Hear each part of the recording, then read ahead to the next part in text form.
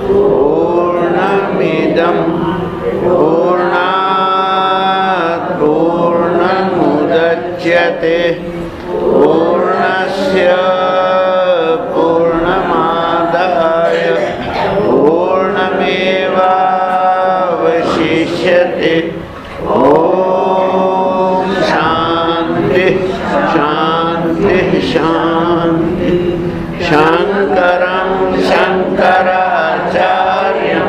केशवं बादरायणं सूत्रभाष्यकृतौ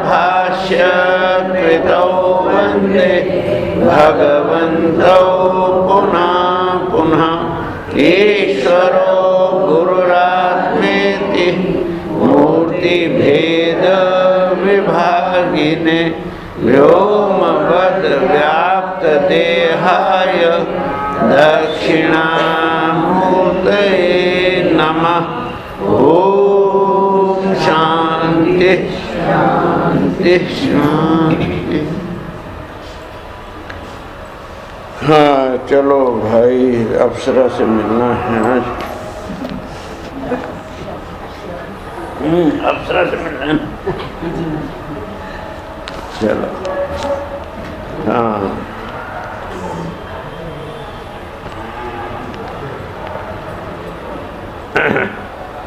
ओम श्री शुकवाच साच तदाश्रमपवन अतिरमणीयं विविध निविड विट्पम इव टप निकर संश्लिष्ट पुरट लता रूढ़ स्थल विहंगम मिथुनैः प्रोच्यमान श्रुतिभिः प्रतिबोध्यमान सलिल कुक्कुट कारंड कल हंस आदिभिः विचित्रम उपकूजित अमल जलाशय कमल कमलाकरम उपब्राह्म।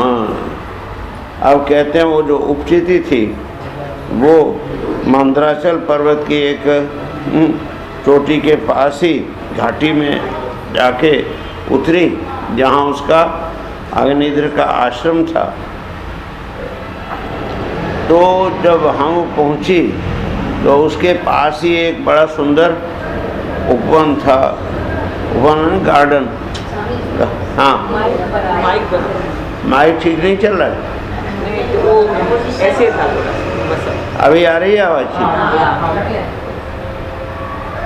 हाँ तो वो बड़ा सुंदर उपवन था। हाँ और उस उपवन के अंदर एक बहुत ही सुंदर वो था, तालाब भी था, सरोवर था एक, बिल्कुल वो तो हाँ हो गया। आ रही है? अच्छा ठीक है।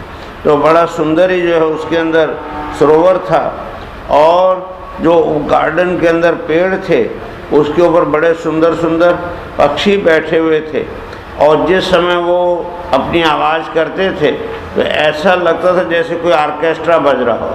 हम बड़ी सुंदर उनकी ध्वनि आती थी और उसके कारण से सरोवर में जो पक्षी हैं वो उसकी क्या देते थे, हाँ जैसे कोई गा रहा हो तो उसके ताल देते ना साथ में, तो उसके साथ वो ताल देते हुए लगते थे।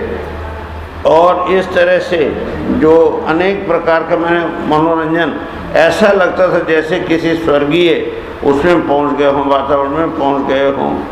अब जो है कहते हैं कि जब वो वहाँ उतरी तो अब यहाँ पर एक बात थोड़ी सी ध्यान रखने की है कि वो ये कि कल हमने इस बात को स्वीकार किया था कि वास्तव में अप्सरा का अर्थ क्या है? अपने अंतःकरण की वो वृत्ति जो हमको नीचे गिराती है। अच्छा नीचे कहाँ से गिराएगी? लक्ष्य कहाँ है? ऊपर। नीचे गिराएगी तो ऊपर से नीचे गिराएगी कि नहीं? तो नीचे गिरते हुए रास्ता भी तो दिखाई देता है ना, किस रास्ते से हम गिर रहे हैं। और जो गिरने का रास्ता है वही चढ़ने का भी रास्ता है। नीचे उतरने की सीढ़ी अलग हो और ऊपर चढ़ने की सीढ़ी अलग हो, ऐसा नहीं होता। जिस सीढ़ी से आप नीचे उतरते हैं उसी सीढ़ी से आप ऊपर भी चढ़ सकते हैं। तो यहाँ वो जो है, हाँ, पूर्वचिति नाम की जो अप्सरा है, उसके यहाँ जिन जिन उनका वर्णन किया है वो वास्तव में कामदेव के क्या हैं? अस्त्र हैं। कामदेव के अस्त्र हैं, बाण हैं उसके, और उनसे व्यक्ति काम मोहित होकर के पतित हो जाता है। लेकिन अगर उन्हीं को उल्टा समझो तो क्या हो जाता है? ऊपर चढ़ने का साधन भी बन जाता है। तो इस प्रकार से कहते हैं कि वो जो थी पूर्वचिति, वो अनेक प्रकार की सुललित गमन पद विन्यास गति विलासाया, कहते हैं कि उसके जो चलने की जो गति है वो बड़ी ही ललित थी, आकर्षक ढंग से वो चल रही थी। और जब हमने पूर्वचिति अप्सरा को देखा किस रूप में? वृत्ति रूप से, तो हमारी जो वृत्तियां हैं वो भी कैसी होती हैं?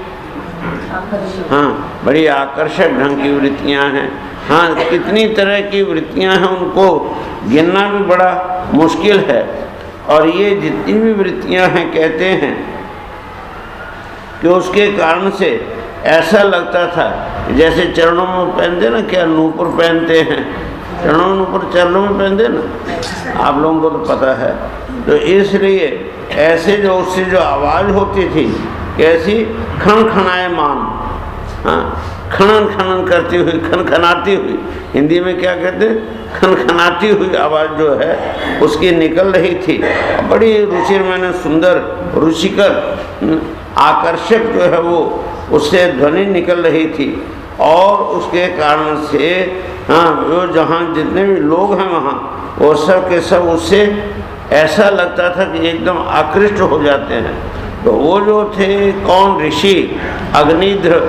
वो ऋषि भी क्या थे? समाधि में बैठे थे वहाँ। तो समाधि में तो नेत्र बंद करके बैठे थे और ध्यान लगा हुआ था कहाँ? परमात्मा में, श्री हरि के चरण कमल पहले लिखा ना, तो वहाँ लगा हुआ था। लेकिन वहाँ से क्या हुआ? उसको धीरे धीरे उस ध्वनि ने बाहर खींच लिया। और यही होता ही है। हाँ, आप भी देखा कि नहीं कभी? कई बार, एक बार जो है उषा बहन बैठी थी ध्यान में वहाँ मंदिर में, और इतने में बहू ने जो हलवा बनाया और उसकी मीठी मीठी सुगंध उषा बहन के कान में, अरे कान में नहीं, कहाँ गई? नाक में गई। अच्छा, नाक में गई तो उषा बहन कहाँ पहुँच गई? हाँ, किचन में पहुँच गई। हो गया। तो ये क्या हुआ? वास्तव में कौन गया? शरीर तो यहाँ का यही है, देखने में वो वैसे का वैसे ही दिखती है, लेकिन पहुँच गई वहाँ किसके द्वारा? वृत्ति के द्वारा। वो जो वृत्ति, ये वृत्ति का नाम ही क्या है? अप्सरा है। इसी को अप्सरा। तो अब ध्यान भंग हो गया कि नहीं? इसी प्रकार से हाँ, वो जो है जब सामने से कहीं संगीत बजता हो तो संगीत बिना किसी के अपने आप तो नहीं बज सकता, तो कोई ना कोई वहाँ बजाने वाला होना चाहिए।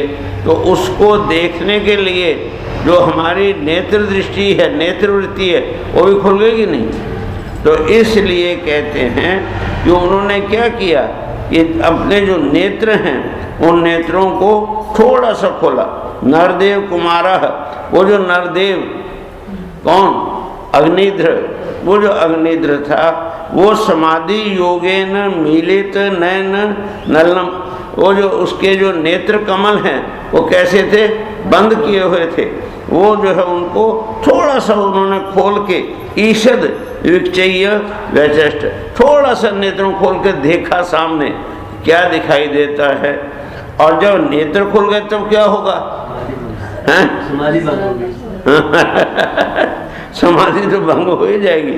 तामेव विदुरे मधुग्रीम इव सुमनस उपजिघ्रंति दिविज मनोज मनोनयन आह्लाद अदुघैर गति विहार व्रीड़ विनयावलोक सुस्वर अक्षर अव्यवैर मनसी नाम कुसुमायुष्य विदसति विवरम निज मुख विगलित अमृत सर्व अमृतासव सह संभाषण आमोद मदांध मधुकर निकरो क्रोधेन द्रुत पद विन्यासेन बल्गु स्पंदन स्तन कलश कबर भार शरण रश्नाम देवीं तद अवलोकनेन विवृतावसरस्य भगवतो मकर ध्वजस्य वशम उपनीतो जड़वत इति हो वाच। एक वाक्य हुआ। तो कहते हैं कि इस तरह से वो जो है देखा तो पास उन्हें वो जो अप्सरा थी बिल्कुल अपने पास ही नृत्य करती हुई दिखाई दी।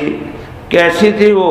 तो कहते हैं जैसे भ्रमरी होती है ना, भ्रमरी क्या कहते हैं, वो जो कीड़ा होता है जो, हाँ, तो वो जो भ्रमरी है वो जैसे क्या करती है, हर फूल के ऊपर आके सूंघती है और उसमें थोड़ा सा रस ले लेती है, फिर दूसरे पे जाती है, तीसरे पे जाती है।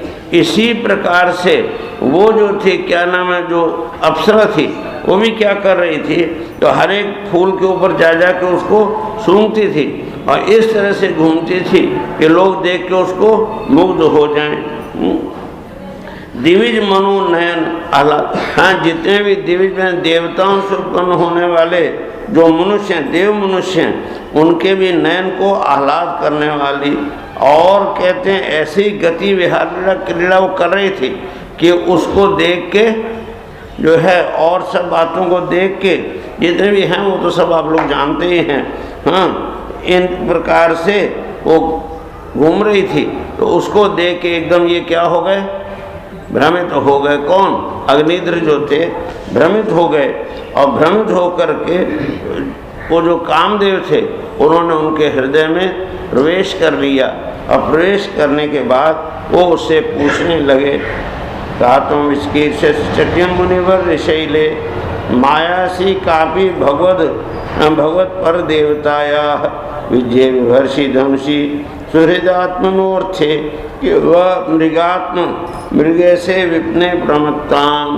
अब वो पूछने लगी, कहा तुम, पूछने लगे कि कहा तुम्हारे तुम कौन हो? हाँ, मुनिवर्य शैले विचकीर्षि किम, क्या तुम कोई मुनि हो जो इस वन में आकर के तपस्या करने के लिए आए हो? हाँ, ये जो है पर्वत के ऊपर जो है क्या करना चाहते हो मुनिवर्य? उनको क्या कहते हैं? मुनिवर्य। क्यों, मैंने पहले कल कहा था ना कि पहले तो क्या थे, एकदम शुद्ध अंतःकरण वाले, हाँ, तपस्वी थे, उनको किसी प्रकार का काम बोध भी नहीं था, कोई ये नहीं था। लेकिन जब इस प्रकार से एकदम से हुआ प्रकट, तो वो जो है उसको क्या कहते हैं? मुनिवर्य। हाँ, मुनिवर्य मैंने मुनियों में श्रेष्ठ, और मुनिवर्य कह करके कहते हैं कि इस शैल के ऊपर तुम क्या करना चाहते हो? माया सी कापी, क्या तुम कोई माया हो, भगवती नारायण की माया हो? हाँ, भगवत पर देवताया, वो परम देवता के भगवान के नारायण की तुम कोई माया हो क्या? और विजय विभर्षि ध्वंसी, उसके जो ये नेत्र हैं इनको देख के कहते हैं ये जो तुमने दो धनुष बनाए हुए हैं, इन धनुषों के द्वारा तुम किसके ऊपर प्रहार करना चाहते हो? क्या तुम हमारे जैसे जो तपस्वी हैं उनका शिकार करना चाहते हो? बाणों विमौ भगवतः शतपत्र कृतौ शांतौ पुंग रुचिर अवति मदंतौ कस्मिंक्षसि वने विचरन्न विद्मः क्षेमाय नो जड़ धियाम तब विक्रमोस्तु। कहते ये बात सच्ची है कि जो है तुम्हारे जो कटाक्ष हैं वो कैसे हैं? तो कहते हैं ये दो बाणों की तरह बड़े पैने हैं, और इसके जो है कहते हैं जो कमल दल हैं, हाँ, वो कमल दल के पंख जो पीछे लगे, जो बाण होता है ना, तो आगे की तरफ से नुकीला होता है और पीछे जो है पंख लगाते हैं ताकि वो बाण सीधा उसका बैलेंस बन के सीधा जाके लगे। तो वो जो कहते हैं लगे हुए हैं, पंख लगे हुए हैं कमल के, लेकिन फिर भी कैसे हैं? वो पंखहीन हैं। ऐसे वन में विचरते हुए तुम किस पर इन बाणों को छोड़ना चाहती हो? और कहते हैं तुम्हारा ये पराक्रम, हमारे जैसे जड़ बुद्धि हम लोग तो क्या हैं, और ऋषि कहते हैं हम तो क्या इस मामले में बिल्कुल जड़ बुद्धि हैं, तो तुम हमारा कोई कल्याण करना चाहते हो। हाँ, ये जो है कल्याणकारी हो जाओ, ऐसी प्रार्थना करते हैं। और उनके जो ये हैं भंवर हैं, उनको देख के कहते हैं कि तुम्हारे ये जो चारों शिष्यगण हैं, ये है ना चारों, दो इधर, तो चारों ये तुम्हारे जो शिष्यगण हैं, शिष्या इमे भगवता परिता पठंती, ये चारों और क्या कर रहे हैं, चारों दृष्टि करके और पठंती गायंती शाम, ये जो है वेद के इन मंत्रों का पाठ कर रहे हैं। हाँ, सरहस्यम अजस्रम ईशम, वो जो ईश्वर का जो अजस्र जो रहस्य है, उस रहस्य को प्रकट करते हुए ये जो शिष्यगण हैं ये भगवान की ही स्तुति कर रहे हैं और वेद की शाखाओं का अनुसरण करते हैं। उसी तरह ये जो तुम्हारे हैं चोटी से जुड़े हुए जो पुष्प हैं उनका ये सेवन कर रहे हैं। वाचम परम चरण पंजर तित्रीणाम ब्रह्मन्नुरूप मुखराम श्रवणाम तुभ्यम लब्धा कदम्ब रुचिर कटंक विटंक बिंबे यश्यामलात् परिधि क्वच बलकलते। और कहते हैं कि वो जो नूपुर की आवाज़ आई ना कानों में, तो कहते हैं उसकी और कहते हैं ब्रह्मन तुम्हारे ये जो चरण रूपी पिंजरों में तीतर बंद हैं। कौन है? तीतर। तो तीतर बंद हैं। कहते हैं ये जो है जो तीतर दिखाई देते हैं ये शब्द सुनाई देते हैं उनका, परंतु रूप देखने में नहीं आता। वो जो बजते हैं नूपुर बजते हैं तो आवाज़ तो आती है लेकिन नूपुर तो दिखाई नहीं देते, इसलिए ये दिखाई नहीं देते हैं। हाँ, इसका कारण क्या है?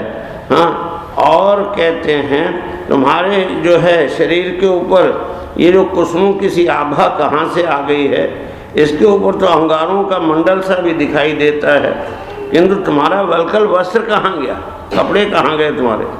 हाँ, वो कोई जो है 2010 की कोई रही होगी, कोई नर्तकी जैसी, ऐसा समझते हैं। हाँ, मॉडल रही होगी। किन संभूतम और श्रृंग्योस्ते मध्य कृशो वैसी यत्र दिशि।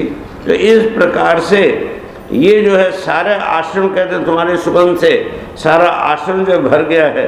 हाँ, ऐसे अवयवों को तुमने धारण किया हुआ है। हमारे जैसे जो प्राणी हैं उनके चित्रों को क्षुब्ध कर देने वाला तुम्हारा ये जो आकर्षण है। हाँ, और मुख में विचित्र हाव भाव है, सरस भाषण है और अधरामृत जैसी अनूठी वस्तुएं रखते हो। हैं, ऐसा तुम बताओ सचमुच तुम खाते क्या हो इसके लिए? कावा आत्मवृत्ति है अदनाथ विरंग बाटी। हाँ, तुम खाते क्या हो? और जिसके खाने से तुम्हारे मुख से ऐसा लग रहा है कि जैसे कोई हवन कर रहा हो, और हवन करने से जो उसमें से क्या निकलता है? धुआं निकलता है। कैसा होता है? सुगंधित। ऐसा जो है सुगंधी फैल रही है। हाँ, और कहते लगता है कि तुम कोई विष्णु भगवान की ही कला हो। इसे तुम्हारे जो है कानों से कभी पलक न मारने वाले मकर के आकार के 2 कुंडल भी पड़े हुए हैं। हाँ, ये कुंडल जो है क्या है? कुंडल पड़े। और तुम्हारा जो मुख है ये तो एकदम सरोवर के समान है। तुम्हारे जो है चंचल नेत्र भय की कांपती मछलियों की तरह हैं। ये सब जितने भी हैं आप लोगों ने सब पढ़े हुए हैं। उसमें पढ़ते हैं ना काव्य शास्त्र में, तो ये सब आप लोगों ने पढ़े हुए हैं। इस प्रकार से कहते हैं सुखदेव जी कि इति ललनानुनय अति विशारदो ग्राम्य वैदग्ध्या परिभाष्यताम विबुध वधूम विबुध मति अधि समाज भाजयांश मार। कहते हैं कि वो जो है इस तरह से अग्निद्र जो था वो देवताओं के समान बुद्धिमान और स्त्रियों को प्रसन्न करने वाले बड़े कुशाग्र हाँ व्यक्ति की तरह से उन्होंने यह आचरण किया। इस प्रकार से उन्होंने अपने रतिर चातुर्य में मीठी मीठी बातों से उस अप्सरा को प्रसन्न कर दिया। और प्रसन्न करने के बाद साचा तथा तस्य वीरयूथ पतेर बुद्धिशील रूप श्रिय औदार्यनम पराक्षिप्त मनाह तेन सह अयुत युत परिवत्सरोप लक्षणम कालम जम्बूद्वीप पतिना भौम स्वर्ण भोगान भुजे। और वो भी प्रसन्न हो गई और फिर वो दोनों जो है वर्षों तक साथ में रहे। उस जम्बूद्वीप के अधिपति के साथ हजारों वर्षों तक रही। और ये जो है हमने कल परसों भी बताया था कि इसमें जो प्राचीन संस्कृत में वर्ष शब्द का प्रयोग दिन के अर्थ में होता था। तो 300 वर्ष का एक संवत, तो उसको संवत कहते थे। वेद में आप लोगों ने भी मंत्रों में भी सुना है, हाँ, समाभ्य, हाँ हाँ, संवत्सर जायता, समा भी कहते हैं सब। तो वो तो 365 दिन का, और एक दिन को एक वर्ष कहते थे। तो इस तरह से हजारों वर्ष का क्या हो गया, हजारों दिन। हजारों दिन का मतलब है वर्षों तक, कोई गिनती नहीं है, लेकिन वर्षों तक जो है इस प्रकार से साथ बहुत दीर्घ काल तक और साथ में रहे, और जो है इस प्रकार से स्वर्ग के भोगों को वो भोगती रही, परस्पर भोगते रहे। उसके बाद तस्याम हुआ आत्मजान स राजवर अग्निध्रो नाभि किम पुरुष हरिवर्ष इलावृत रम्यक हिरण्य कुरु भद्र अश्वकेतु माल संज्ञान नव पुत्रान अजनयत। और उसके कितने हो गए, 9 पुत्र हो गए। ये जो 9 के 9 थे, इन 9 के नाम थे। सबसे पहला था नाभि, क्या था, नाभि नाम का पुत्र हुआ। फिर किम पुरुष हुआ, फिर हरिवर्ष हुआ, फिर इलावृत हुआ, फिर रम्यक हुआ, फिर हिरण्यमय हुआ, फिर कुरु हुआ, फिर भद्राश्व हुआ, और केतुमाल नाम के 9 पुत्र उनको हुए। इस प्रकार से 9 वर्ष में प्रतिवर्ष एक एक पुत्र को उत्पन्न करते रहे, हर साल एक पुत्र पैदा होता रहा। तो इस तरह से 9 पुत्र पैदा हो गए। अब बाद में जो है उन्होंने क्या किया करके, पुरुचिति जो थी उन सारे पुत्रों को वहाँ छोड़ के फुर्र से उड़ गई। कहाँ, सीधे अपने जो है लोक में चली गई, ब्रह्मा जी की सेवा में चली गई। और वो जो अग्निध्र के पुत्र थे वो माता के अनुग्रह से स्वभाव से बड़े सुडौल सबल से सुंदर शरीर वाले थे। ये तो दोनों बातें होती है ना, माता का अंश भी होता है बच्चों के अंदर और पिता का अंश भी होता है। कभी कभी माता का सौंदर्य और पिता की बुद्धि आयत कितना अच्छा होएगा। हाँ, एक वो हुए हैं अंग्रेजी में, हाँ, बहुत अच्छे उच्च कोटि हैं, हाँ, जॉर्ज बर्नार्ड से जेबी शाह। तो वो जो है चेहरे पे उनके बड़ी क्रूरता थी, हाँ, वो माता के दाग, और वो इसलिए वो दाढ़ी रखते थे निकाल। तो एक अति सुंदरी जो थी उन दिनों की रूपसी, हाँ, फिल्म एक्ट्रेस, उसने उनको प्रस्ताव दिया, मॉडल थी वो, प्रस्ताव दिया कि अगर मैं और आप शादी कर लें तो आपकी तीव्र बुद्धि और मेरे रूप लावण्य को लेकर के जो संतान पैदा होगी वो इस देश के लिए एक महान गौरव की चीज़ होगी। हाँ, तो इसलिए उसने प्रस्ताव किया।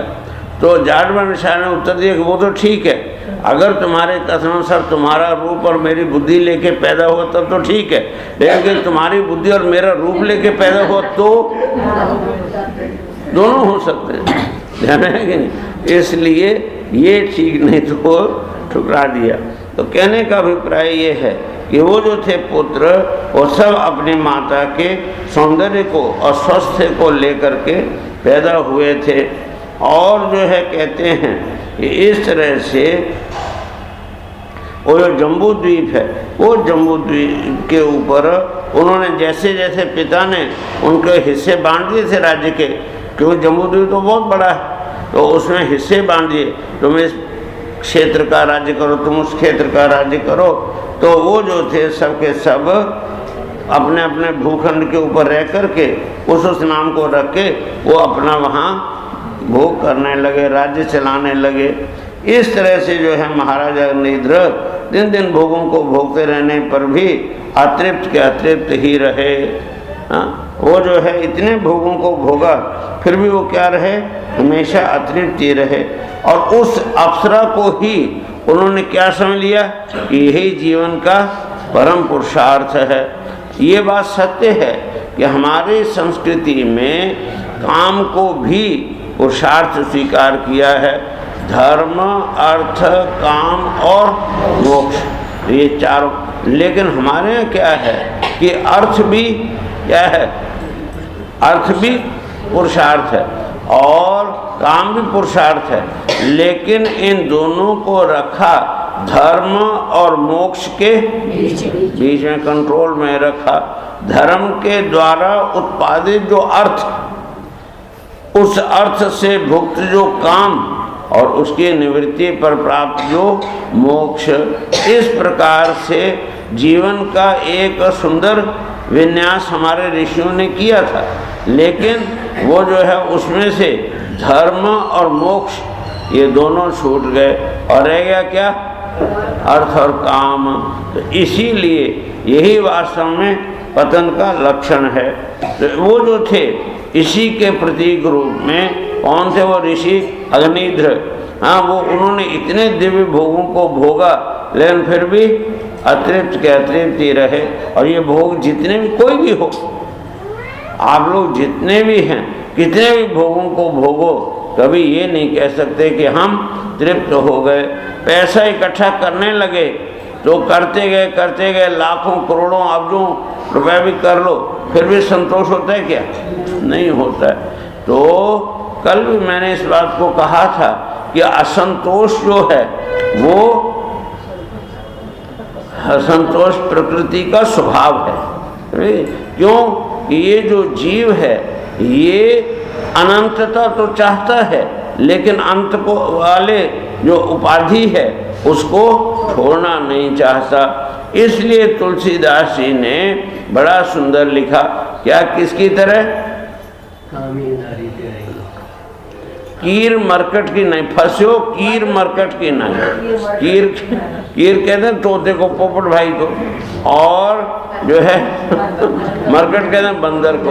तो बंदर जो होता है ना, इस बंदर को पकड़ने के लिए क्या करते हैं शिकारी, एक छोटे मुंह की हंडी बड़ी पक्की और मुंह उसका छोटा, उसके अंदर खूब गर्मा गर्म चने और गुड़ रख देते हैं। तो बंदर आया, सूंघा और सूंघ के हाथ डाला और खूब अच्छी मुट्ठी भर लिया। लेकिन जब वो मुट्ठी भर गई तो निकालना चाहता है, लेकिन निकलती नहीं। अच्छी तरह चिल्लाता है, बड़ा वो करता है, फटकता है, लेकिन मुट्ठी नहीं खोलता। अब मुट्ठी नहीं खोलेगा तो बाहर निकल नहीं सकेगा, होगा नहीं। परिणाम ये होता है शिकारी आता है और पकड़ के ले जाता है। वही हाल हम लोगों का है, हम मुट्ठी नहीं खोलना चाहते। अगर मुट्ठी खुल गई हाँ तो मुक्त हैं, लेकिन मुट्ठी खोलनी नहीं और मुक्त होना चाहते हैं, ये कभी भी संभव है नहीं। इसी प्रकार से जो तोता है उसको भी दो ऐसे रिंग लेकर के एक बीच में पाइप डाल देते हैं गोल, और उसके सामने बढ़िया मिर्ची लटका देते हैं। तोता भाई आते हैं और आते ही देखते हैं मिर्ची को तो पाइप के ऊपर बैठ के उसको खाने लगते हैं। लेकिन जो ही पाइप के ऊपर बैठे तो पाइप तो गोल है रिंग के अंदर, वो घूम के नीचे लटक जाते हैं। अब वो ऊपर से छोड़ते नहीं, क्यों, छोड़ूंगा तो नीचे गिर जाऊंगा। वो बेवकूफ़ ये भूल जाता है कि मैं तो उड़ने वाला पक्षी हूँ, वो यही सोचते कि मैं गिर जाऊंगा, इसे छोड़ता नहीं। छोड़ दे तो उड़ जाएगा कि नहीं, मुक्त है, लेकिन छोड़ता नहीं। ये हाल हमारा है, हमने भी उस संसार को ऐसे ही पकड़ रखा है नहीं। और फिर क्या कहते, संसार हमको नहीं छोड़ता, हम तो संसारी हैं, संसार में फंसे हुए। वास्तव में संसार को तुमने पकड़ा है कि तुम्हें संसार ने पकड़ा है, बस वही हाल है। तो इसलिए ऐसी हालत अग्निद्र की हो गई, इतने दिव्य भोगों को भोगते हुए भी वो अतृप्त के अतृप्त ही बने रहे। और उस अप्सरा को ही वो क्या समझने लगे, बस मेरा तो परम पुरुषार्थ वही था, और उसके बिना मैं हीन हूँ, दीन हूँ, सब कुछ है। इस प्रकार से वो जो है उन्होंने वैदिक कर्मों के द्वारा उसी लोक को प्राप्त किया जहाँ पितृगण अपने सुकृतों के अनुसार तरह तरह के भोगों में मस्त रहते हैं। पितृलोक, उसमें वेद का एक मंत्र कहता है कि जो व्यक्ति कर्म है, कर्मणा पितृलोकः वासना देवलोकः। हाँ, कर्म के द्वारा आपको पितृलोक की प्राप्ति होती है और उपासना के द्वारा देवलोक की उपासना प्राप्ति होती है। तो इस प्रकार से उन्होंने अपने केवल कर्म का ही, सत्कर्मों का ही, पुण्य कर्मों का ही संग्रह किया, और पुण्य कर्म भी वो किए कि जिनके द्वारा उनको केवल पितृलोक की प्राप्ति हो। पितृलोक का कल भी अर्थ हमने समझाया था कि जहाँ जाके आप पिता बनते हैं। और पिता कब बनोगे? अगर मान लो किसी गधी के गर्भ से जन्म लिया तो क्या कभी पिता बन सकते हो? नहीं। घोड़े के जन्म उससे लिया या जो कुत्ते बिल्ली से लिया तो नहीं बन सकते। पिता बनने के लिए तो आपको पुत्र रूप से जन्म लेना पड़ेगा, और पुत्र रूप से जन्म लेने के लिए मनुष्य शरीर ही चाहिए, दूसरे शरीर से काम चलने वाला नहीं। तो ऐसी अवस्था में पितृलोक की प्राप्ति का अर्थ हो गया मनुष्य लोक की प्राप्ति होना। तो इस प्रकार से उन्होंने ऐसे ही कर्म किए। हाँ, अवरुंध यत्र पितरो मादन्ते, जहाँ पुत्र पिता जो है, पितृगण जो है अपने सुकृतों का फल उपभोग करते हैं। संप्रेते पितरी नव भ्रातरो मेरु दुहित्री मेरु देवी प्रतिरूपाम उप्र दंष्ट्री लताम रम्याम श्यामाम नारीम भद्राम देववीतिम इति संज्ञाम नव उद्वहन। तब जब पिताजी थे वो तो चले गए कहाँ? पितृलोक को प्राप्त करने के लिए इस संसार को छोड़ करके चले गए। और जो है वो जो उनके 9 बेटे थे, वो जो 9 बेटे हैं उन्होंने भी मेरु की जो है मेरु देवी प्रतिरूपा उपदंश्री लता रम्या श्यामा नारी भद्रा और देववीति नाम की 9 कन्याओं से विवाह कर लिया। इस प्रकार से उनका विवाह भी हो गया। अब कहते हैं उनमें जो राजा थे, सबसे पहले बड़े राजा, बड़े पुत्र थे कौन? नाभि। ये जो नाभि है, हम उस नाभि राजा के विषय में बताते हैं कि नाभि अपत्य कामो अप्रजया मेरु देव्या भगवंतम यज्ञ पुरुषम अभिहित आत्मा आयजत। कहते हैं वो जो थे अग्निध्र के पुत्र नाभि, उनको कोई संतान पैदा नहीं हुई। वो जो है अपत्य काम तो थे, पुत्र की कामना उनकी बहुत तीव्र कामना थी, लेकिन उनको कोई भी को प्राप्त नहीं हुई, संतान कोई प्राप्त नहीं हुई। इसलिए उन्होंने मेरु देवी के सहित पुत्र की कामना से एकाग्रता पूर्वक वो यज्ञ पुरुष भगवान विष्णु का उपासना की, उनका यज्ञ किया। इस प्रकार से यज्ञ करने से तस्य भाव श्रद्धया विशुद्ध भावेन यजता प्रवर्गेषु प्रचलत्सु द्रव्य देश काल मंत्र ऋत्विग दक्षिणा विधान योगोपत्या द्रुदिगमों भी भगवान भागवता वात्सल्यतया सुप्रतीक आत्मानम अपराजितम निज जनाभिप्रेतार्थ विधित्स्या गृहीत हृदयंगमम मनोनयन आनंद अनवयव अभि रामम आविष्कार। अब कहते हैं इस बात को कि ऐसे जो उन्होंने यज्ञ किया, तो उस यज्ञ करने के कारण से वो जो सुंदर अंगों वाले जो भगवान हैं, उनका द्रव्य देश काल मंत्र ऋत्विक दक्षिणा और विधि, इन यज्ञों के द्वारा सहज में ही करने पर भी भगवान प्राप्त नहीं होते। कितने लोग यज्ञ करते हैं, कितने लोग हवन भी करते हैं, दक्षिणाएं भी बांटते हैं, सब कुछ करते हैं, मंत्र आदि भी बोलते हैं, ऋत्विक भी दक्षिणा, ये सब विधियां भी करते हैं, लेकिन भगवान उनको प्राप्त सहज भाव से नहीं होते।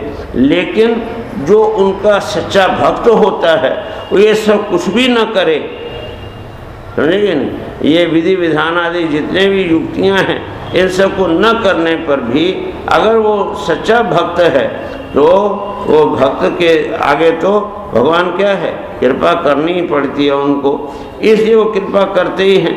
इसलिए जब महाराज नाभि ने श्रद्धा पूर्वक विशुद्ध धार्मिक भावना से उनकी आराधना की, तब भगवान का चित्त भी अपने भक्त का अभीष्ट कार्य करने के लिए तैयार हो ही गया। उन्होंने भी मन में संकल्प कर लिया कि इसका काम तो करना ही पड़ेगा। इस प्रकार से ये जो है उनका जब निश्चय हो गया कि इनको जो है इनके भाग्य को ठीक करना ही है, तो ऐसी अवस्था में उन्होंने क्या किया, तो उनका जो स्वरूप है सर्वथा स्वतंत्र है, भगवान तो किसी के अधीन है नहीं। हम लोग यही बोलते हैं ना, कर्तुम अकर्तुम अन्यथा कर्तुम सर्वसमर्था ईश्वर। जो कर्तुम अकर्तुम, हाँ, जो होने वाला किया जाने वाला उसको रोक सकते हैं, जो नहीं होने वाला उसको कर सकते हैं। बिना सूत के कपड़ा बन सकता है क्या? लेकिन द्रौपदी की जो साड़ी वो किस कपड़े की बनी हुई थी? कौन से सूत की बनी हुई? तो बिना सूत के बन गई थी कि नहीं? तो इसीलिए वो जो अग्नि से तपता हुआ कुंड वो है, स्तंभ है, उस स्तंभ के अंदर से भी उसको छुओ तो हाथ जलता है, लेकिन उसको आलिंगन करने पर भी गुरु का कुछ नहीं हुआ, तो अग्नि उसको बर्फ की तरह शीतल लगी और वही फटा और उसमें से भगवान नरसिंह का अवतार हो गया। इस प्रकार से वो जो कर्तुम अकर्तुम अन्यथा कर्तुम समर्थ जो ईश्वर हैं, हाँ, वो किसी के अधीन नहीं है, फिर भी उन्होंने प्रवर्ग कर्म का अनुष्ठान होते समय ही उसे अपने नैनों को आनंद देने वाला अवयव से युक्त अति सुंदर हृदय वर्षक मूर्ति के रूप में प्रकट कर दिया। अर्थात वो अपने भक्त के सामने अवतार रूप में प्रकट हो गए। अथ तम आविष्कृत भुज युगल द्वयम हिरण्मयम पुरुष विशेषम कपिश कौशेय अंबरधरम उर्सी विलसत श्रीवत्सल ललामम दर वर वन रूह वन माला छूय मृतमणि गदादि भी उपलक्षितम सुट किरण प्रवर मुकुट कुंडल कटक कटी सूत्र हार केयूर नूपुर नूपुरादि अंग भूषण विभूषितम ऋत्विक सदस्य गृहपतियो अधुना इव उत्तम धनम उपलभ्य सुबोह मानम अरणेन अवनत शीर्षान उपतस्थु। अब कहते हैं इस प्रकार से वो जो भगवान के जो अंग थे उनके ऊपर रेशमी जो पीतांबर ओढ़ा हुआ था, उन्होंने पीतांबर को उन्होंने धारण किया हुआ था। और कहते हैं वक्षस्थल पर बड़े सुंदर वत्स चिन्ह शोभित था, वो है ना, यहाँ चिन्ह है वत्सांग, और वो चिन्ह लगा हुआ था। भुजाओं के अंदर शंख चक्र गदा पद्म तथा गले में बनमाला और कौस्तुभ मणि की शोभा भी थी। संपूर्ण शरीर अंग प्रत्यंग की कांति को बढ़ाने वाले किरण जाल मंडित मणि मुकुट मुकुट कुंडल कंकण करधनी, ये सब जितने भी वो क्या हैं, श्रृंगार युक्त हैं। ये सब के सब क्या हैं, भक्त दो प्रकार के होते हैं। हमारे पास एक कन्या आई 10-12 वर्ष की, गुरु महाराज मुझे एक मंत्र दे दो उपासना के लिए, तो उपासना बताओ। तो मैंने उसको एक भगवान कृष्ण की छोटी सी मूर्ति दे दी और कहा कि बेटी इसका जो है ऐसे जो है इसका श्रृंगार किया करो और फिर जो है उसकी पूजा किया करो। अब वो पहले तो अपना 4 घंटे में करती थी श्रृंगार मेकअप, अब वो करेगी किसका, भगवान का। तो भावना उसकी वैसी। और तीसरे दिन जो है मेरे पास एक नौजवान लड़का आया, हाँ, जिसको बटन बंद करने का वो नहीं था, हाँ, कपड़े भी जैसे पहने हुए वैसे ही पहन लिए और धोती भी आधी इधर लटक रही है आधी इधर ऊपर चढ़ी हुई है। तो वो भी आया, गुरु महाराज मुझको भी एक मंत्र दीजिए, मैं भी उपासना करूं। तो मैं उसको कहूँगी तू श्रृंगार का तो करेगा, उससे होगा ही नहीं। तो मैंने उसको क्या किया, एक शिवलिंग दे दिया। मैंने कहा ले बेटा इस पर जो है रोज़ 1 गिलास पानी चढ़ा के और ये पूजा पाठ किया कर। तो करना पड़ता है ऐसे।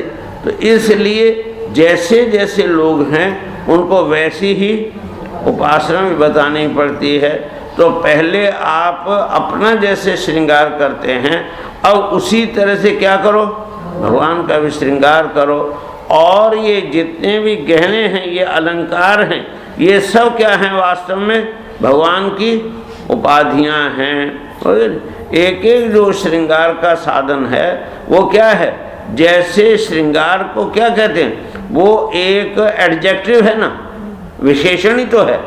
आपका शरीर सुंदर, ये श्रृंगार सुंदर, ध्यान है। तो वास्तव में ये जितने भी गहने हैं वो तो उनके एडजेक्टिव हैं, विशेषण हैं। और जो विशेषण होता है वो काहे के लिए होता है? हमको दूसरों से अलग दिखाने के लिए, हो गया कि नहीं? तो नाक थी, सीधी सादी नाक थी, सबकी नाक होती है, लेकिन उसमें एक बढ़िया हीरे वाली नस डाल दिया। और उसमें भी मैंने देखा कहीं तो इतना बड़ा वो गोला सा रिंग डाला हुआ, और रिंग को भी जो है तो ये क्या है? ये ताकि लोगों की नज़र जो है हमारे ओर के, जितना भी फैशन है, फैशन मात्र का एकमात्र उद्देश्य क्या है? बोलो। लोगों की दृष्टि को अपनी ओर आकृष्ट करना, अपनी ओर खींचना। क्यों? ताकि लोग मेरे शरीर को देखें और इससे आकृष्ट होकर के मेरी प्रशंसा करें। तो उद्देश्य मूल वही है। लेकिन वास्तव में ये जो शरीर है ये किसी प्रदर्शन, सौंदर्य प्रदर्शन का साधन नहीं, बल्कि साधना का माध्यम है। हाँ, तो अब भगवान तो तद नियम है कि जैसा भगत वैसे उसके लिए भगवान। तो अब वो जो है, इसलिए उन्होंने ये सब जितने भी श्रृंगार के साधन हैं ये सब के सब उन्होंने धारण किए हुए थे। तो अब जो है कहते हैं इसलिए उन आभूषणों से विभूषित उनका शरीर था। ऐसे कहते हैं परम तेजस्वी चतुर्भुज मूर्ति रूप पुरुष विशेष को अपने सामने देख करके जितने भी थे ऋत्विक सदस्य और यजमान आदि, वो सभी लोग एकदम आह्लादित हो गए, एकदम प्रसन्न हो गए। जैसे कोई निर्धन आदमी हो और उसको एकदम बड़ी रकम मिल जाए तो ये नहीं कर पाता, उसको सहन नहीं कर पाता है। इसी प्रकार से वो जो है एकदम फूले नहीं समाये, सभी ने सिर झुका करके बड़े आदर के साथ उस परमेश्वर का अर्घ्य आदि के द्वारा क्या किया? पूजन किया पहले, और फिर उनकी स्तुति करने लगे। वो ऋत्विज कहते हैं अर्हसि मुहुर महत माहरण मस्माकम अनुपथानाम नमो नमः इति एतावत सुदुप शिक्षितम को अर्हति उमान प्रकृति गुण व्यतिकरण अतिरनीशा ईश्वर से परस्य प्रकृति पुरुष यो पुरुषयो वाक्तन अभि नाम रूप आकृति भी रूप निरूपणम। कहते हैं हे भगवान, हम आपके अंगत भक्त हैं। अनुगत मैंने पीछे चलने वाले, हम आपके पीछे पीछे चलने वाले आपके भक्त हैं, और आप हमारे पुनः पुनः पूजनीय हैं। क्या करना चाहिए? नमस्कार कर दें। कैसे? पुनः पुनः, हो गया नहीं? बारंबार उनको नमस्कार करते हैं, पूजा करते हैं। लेकिन हम आपकी पूजा जाने कैसे? आपकी पूजा कैसे करनी चाहिए ये हमको कैसे पता चले? हम तो उसको जानते भी नहीं। हम तो केवल एक ही बार करते हैं कि बारंबार आपको नमस्कार करते हैं। भगवान तो पुनः पुनः हम आपको बारंबार नमस्कार करते हैं। इतना ही हमें जो है महापुरुषों ने सिखाया है।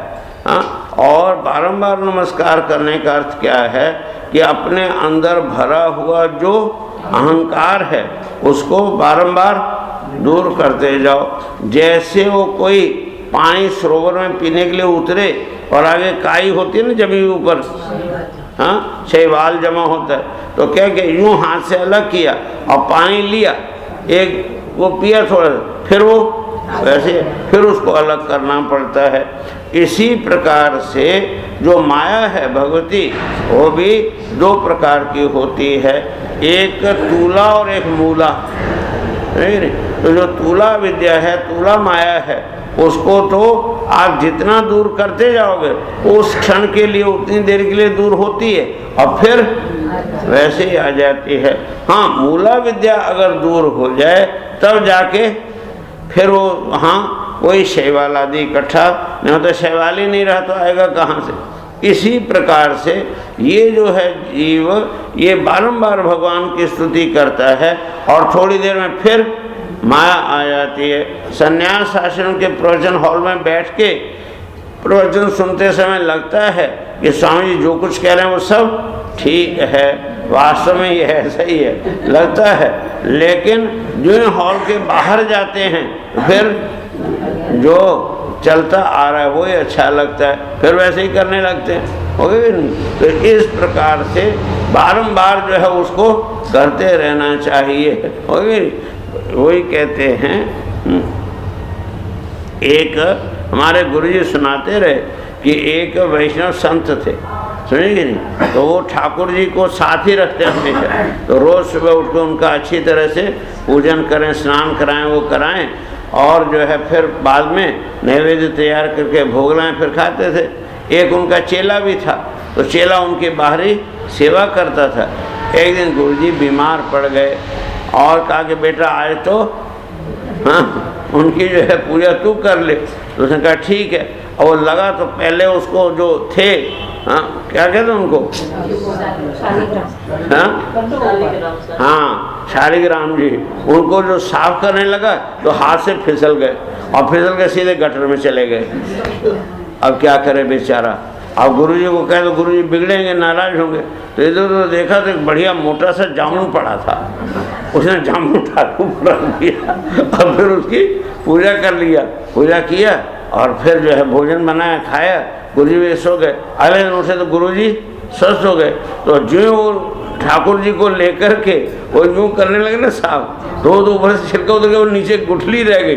अरे रामू ये क्या है?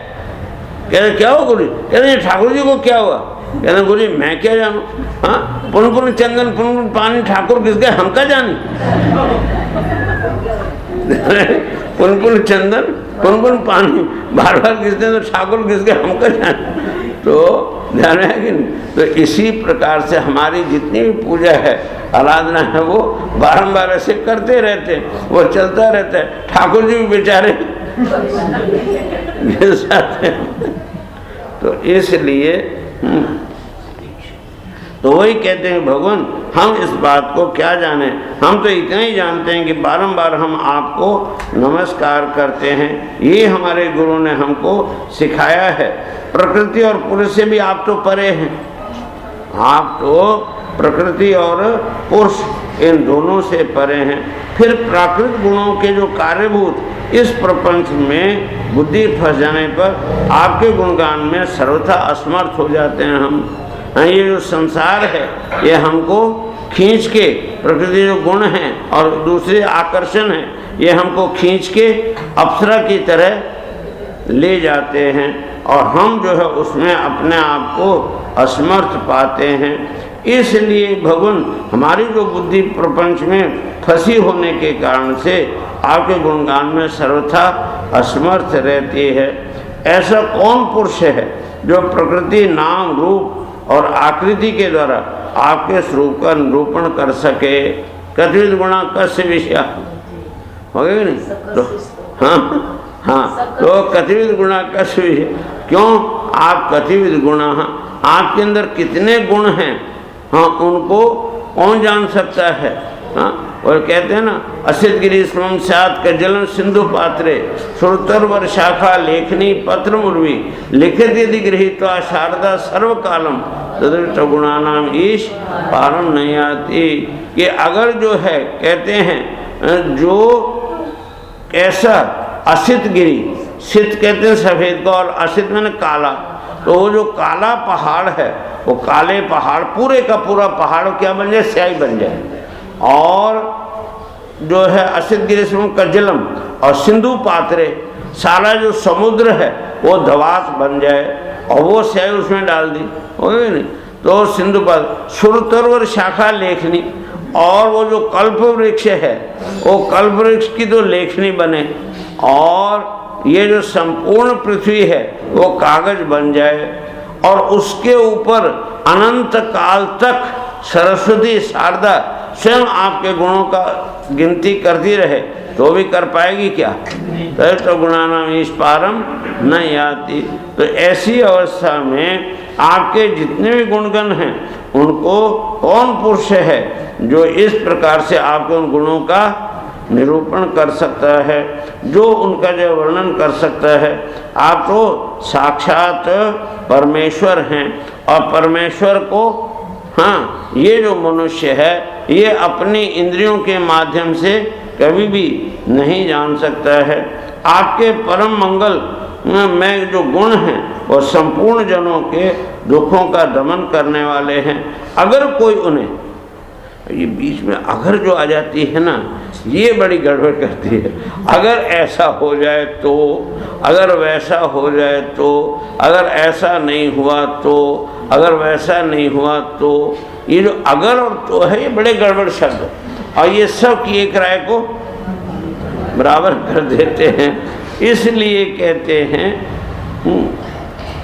तो कहते हैं कि वास्तव में अगर कोई जो उन्हें वर्णन करने का साहस करेगा तो क्या होगा, और जितना जानता है उसी का वर्णन करेगा। कल हमने वैश्वानर विद्या के विषय में चर्चा की थी, है ना? तो वो जो ऋषि हैं, हाँ, वो ऋषि 6 ऋषि वो किसी एक एक अंग के रूप में ही वैश्वानर की उपासना करते हैं। ठीक उसी तरह से जैसे कुछ अंधों ने हाथी को देखा, हाँ, और हाथी को देखा तो किसी ने उसकी सूंड को देखा, किसी ने उसके पैर को देखा, किसी ने उनके कान को देखा, किसी ने उनकी पूंछ को देखा, और जिसने जितना देखा उसी को हाथी मान लिया।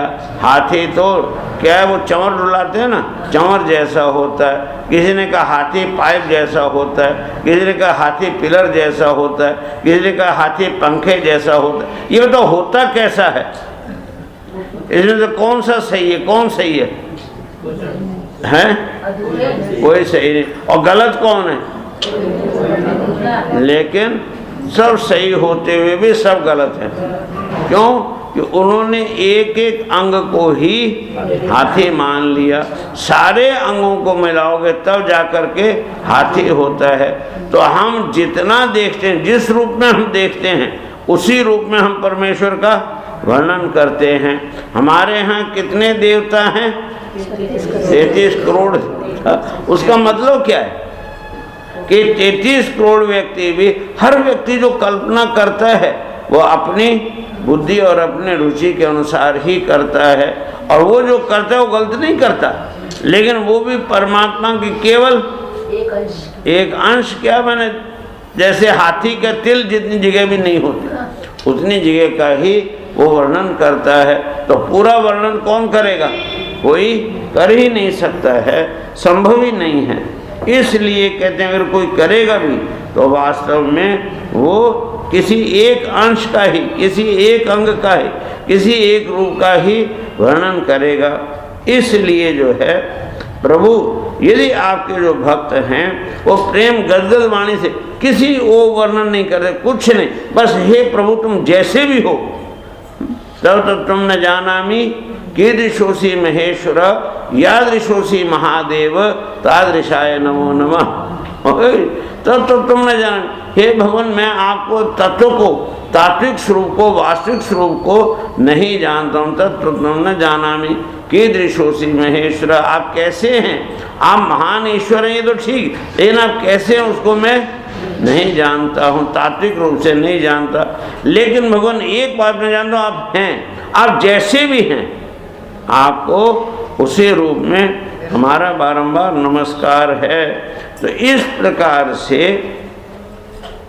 कहते हैं वो जो है गदगद वाणी सच्चे अंतःकरण से निकली हुई जो वाणी है उसके द्वारा उनका स्तुति करता हुआ सामान्य जल, विशुद्ध पत्ता या तुलसी और दूब के अंकुर आदि सामग्री से भी आपकी पूजा करता है तो आप उसी से संतुष्ट हो जाते हैं। क्यों?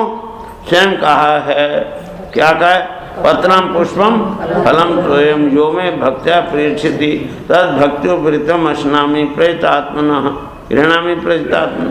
तो ये जो है इस प्रकार से आप तुरंत ही संतुष्ट हो जाते हैं। अथ अन्यापि न भवता है जीव भार भरया समुचितम अर्थ इह उपलब्धमहे। और दूसरी बात कहते हैं भगवान हमें तो अनुराग के सिवाय ये जितने भी द्रव्य काल आदि अनेकों अंगों वाले जो यज्ञ से भी आपका कोई प्रयोजन सिद्ध होता दिखाई नहीं देता है, क्योंकि आपके स्वतः ही क्षण क्षण में जो संपूर्ण पुरुषार्थों का फल रूप परमानंद स्वभाव ही निरंतर प्रादुर्भूत होता है। आप साक्षात उसके स्वरूप ही हैं। तो इसलिए वो जो प्रकट होता है वो क्या है? हाँ, वास्तव में आपका ही एक अंश मात्र है। इसलिए यद्यपि आपको हम यज्ञादि के द्वारा प्रसन्न तो करते हैं, लेकिन फिर भी वास्तव में आपके लिए तो अनेक प्रकार की जो कामनाओं की सिद्धि चाहने वाले हम लोग हैं। हमारी मनोरथ सिद्धि का पर्याप्त साधन तो हो ही नहीं सकता। मैंने जितने भी हम साधन इकट्ठे करें वो हमेशा अपूर्ण ही होंगे। बेचारी यशोदा हाँ, कृष्ण को बांधने के लिए जितनी भी रस्सियाँ इकट्ठी करती जाती है, जब बांधती है तो अंत में 2 अंगुल की छोटी रह जाती है। वो 2 अंगुल कौन कौन सी है? नाम और रूप। समझिए, 2 अंगुल कौन कौन सी हैं? नाम, और फिर भी उसमें छोटा ही रह जाता है। लेकिन जब भगवान स्वयं बनना चाहते हैं तो ऐसे ही बन जाते हैं। हाँ, वो जो है एक वो वहाँ है ना, भगवान की मूर्ति है। कहाँ?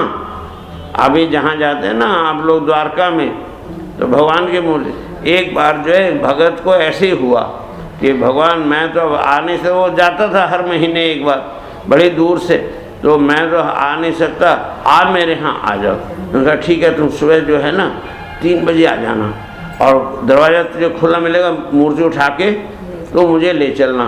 कहा ठीक है।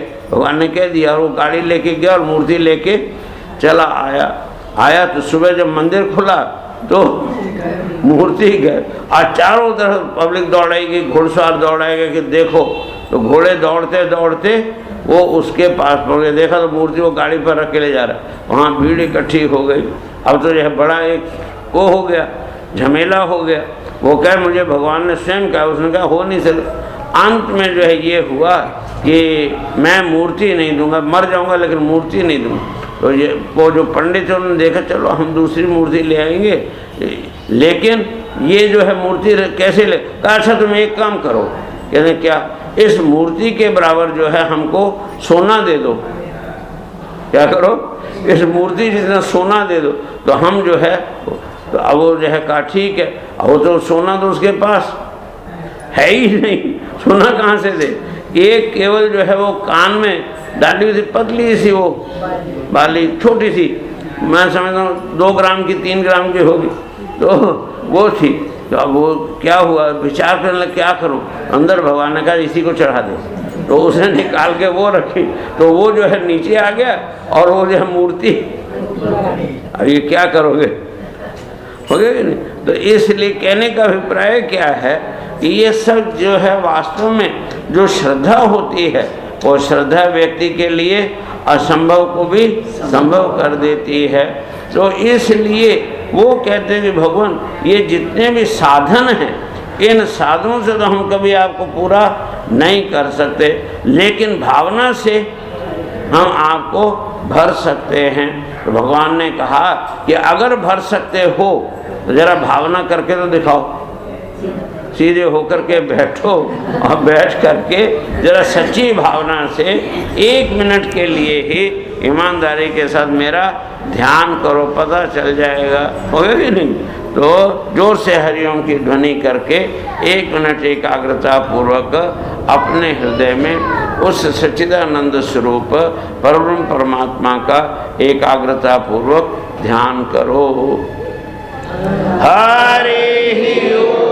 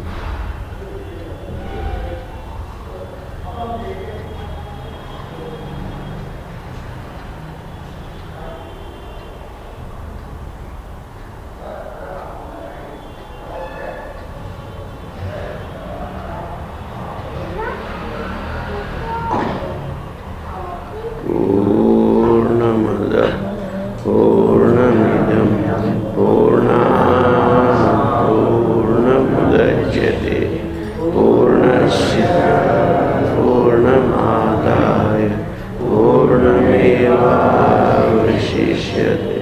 ओम शांति शांति शांति। शंकरं शंकराचार्यं केशवं बादरायणं सूत्रभाष्य कृतो वन्दे भगवन्तौ पुनः पुनः। ईश्वरो गुरुरात्मेति मूर्तिभेदविभागिने व्योमवद्व्याप्तदेहाय दक्षिणामूर्तये नमः। ओम शांति शांति।